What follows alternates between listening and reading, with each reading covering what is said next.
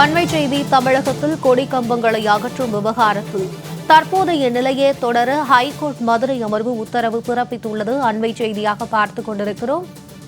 தமிழகத்தில் கொடி கம்பங்களை அகற்றும் விவகாரத்தில் தற்போதைய நிலையே தொடர ஹைகோர்ட் மதுரை அமர்வு உத்தரவு ஒன்றை பிறப்பித்திருக்கிறது. கொடி கம்பம் அகற்றும் விவகாரத்தில் தற்போதைய நிலையே தொடரும் என ஹைகோர்ட் மதுரை அமர்வு உத்தரவு ஒன்றை பிறப்பித்திருக்கிறது. அண்மை செய்தியாக பார்த்துக் கொண்டிருக்கிறோம்.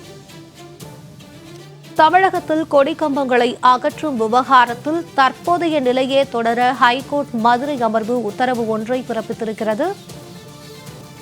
கொடிக்கம்பம் அகற்றும் விவகாரத்தில் தற்போதைய நிலையே தொடரும் என ஹைகோர்ட் மதுரை அமர்வு உத்தரவு ஒன்றை பிறப்பித்திருக்கிறது. அண்மை செய்தியாக பார்த்துக் கொண்டிருக்கிறோம்.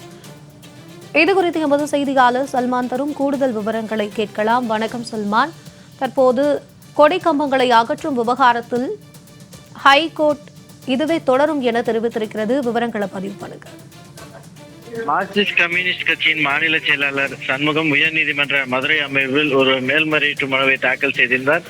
அந்த மனுவில் கம்யூனிஸ்ட் கட்சியினுடைய கொள்கையை தமிழகம் முழுவதில் உள்ள மாவட்டங்கள் மற்றும் கிராமம் தோறும் நிறுவியுள்ள நிலையில் எந்தவித முன்னறிவிப்பின்றி கொடி கம்பங்களை அகற்றி வருகின்றனர். இது எங்களின் உரிமையை பறிப்பதாக உள்ளது. ஆகவே மதுரை உள்ளிட்ட தமிழகத்தின் அனைத்து மாவட்டங்களிலும் கம்யூனிஸ்ட் கட்சியினுடைய கொடிக்கம்பலை அகற்ற தடை விதிக்க கோரி அந்த வழக்கை தாக்கல் செய்திருந்தோம். இந்த வழக்கை விசாரித்த நீதிபதி மனுவை தள்ளுபடி செய்து உத்தரவு பிறப்பித்துள்ளார். இது ஏற்கத்தக்கது அல்ல. ஆகவே தனி நீதிபதியின் உத்தரவை ரத்து செய்ய உத்தரவிட வேண்டும் என அந்த மனுவில் குறிப்பிட்டிருந்தார்.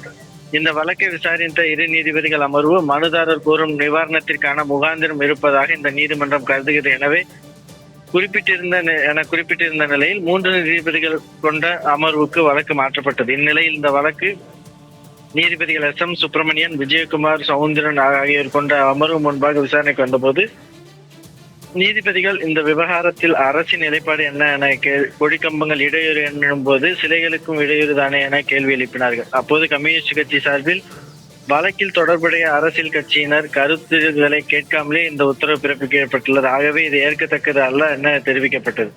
இதனடுத்தாக பேசிய நீதிபதிகள் அரசியல் கட்சியினரின் கருத்துக்களை கேட்கவில்லை என்பதை பிரதான வாதமாக முன்வைக்கப்படுவதால் இந்த வழக்கில் சேர விரும்பும் கட்சியினர், அமைப்புகள் ஆகியோர் ஆகஸ்ட் 5ஆம் தேதிக்குள் இடையீட்டு மனுவை தாக்கல் செய்ய வேண்டும் எனவும் அதன் பின்னர் வரும் மனுக்கள் ஏற்றுக்கொள்ளப்படாது அரசு தரப்பில் இடையீட்டு மனுக்களான பதில் மனுவும் தாக்கல் செய்ய வேண்டும் எனவும் அரசியல் கட்சியினரும் அமைப்பினரும் வழக்கில் இடையீட்டு மனுவை தாக்கல் செய்யலாம் என்பது தொடர்பாக அரசு தரப்பில் செய்தித்தாள்கள் தமிழ் மற்றும் ஆங்கில நாளிதழ்களில் ஜூலை 25ஆம் தேதிக்குள்ளாக விளம்பரம் செய்ய வேண்டும் எனவும் அதுவரை கொடிக்கம்பங்களை அகற்றும் விவகாரத்தில் தற்போதைய நிலையை தொடர உத்தரவிட்டு ஆகஸ்ட் 6ஆம் தேதிக்கு ஒத்தி வைத்திருக்கிறார்கள். பிரியங்கா.